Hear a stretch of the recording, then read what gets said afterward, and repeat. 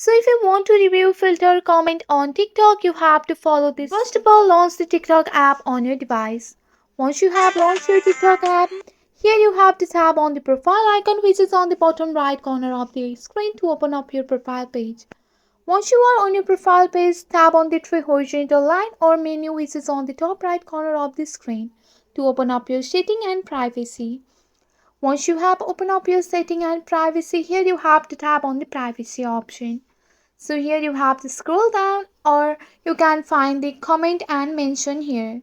Once you have find the comment and mention, you will see the review filter comment. So here you can see that. If you have enabled your filter all comment, you have to just go for the review filter comment here and your filter comment will be appear here. So this way you can easily review the filter comment on TikTok. That's it for today. If you like this video, please hit that like button and subscribe for more. I will see you in the next one. Thank you.